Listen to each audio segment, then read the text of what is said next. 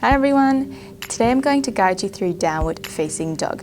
This is a very common pose in your yoga classes, so today I will be really focusing on the alignment cues to make sure that you are protecting your body and not just dumping into your joints, getting that correct alignment.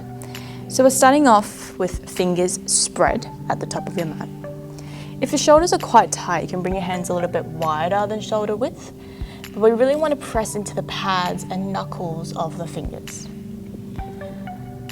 Drawing your lower belly in, like you're pulling your belly button back towards your spine on the inhale, and tuck the toes under.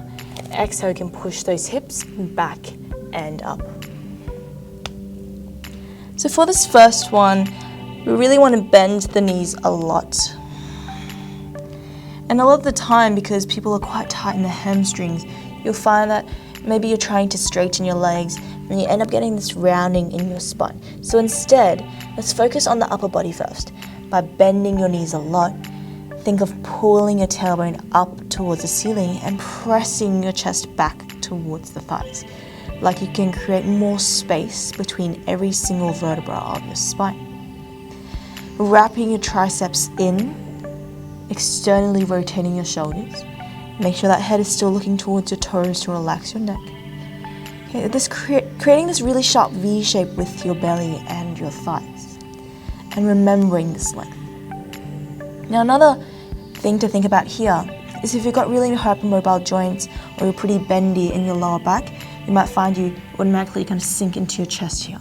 So from here, we're going to make this active and protect the shoulders and the lower back by pulling the ribs in, hollowing out through the lower belly.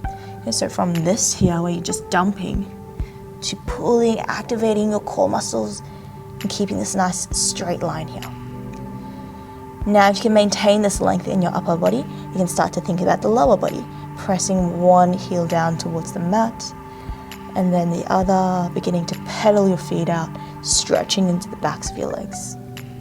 If you find that when you do this, you start to get this rounding in the upper body again, bend the knees, come back to this position first, and then try again. Okay, so first and foremost, we want to focus on the length in the upper body rather than rounding here. Here. Eventually, your legs might straighten a little bit more.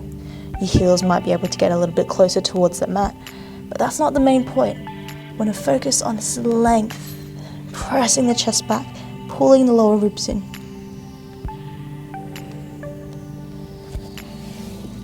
Okay.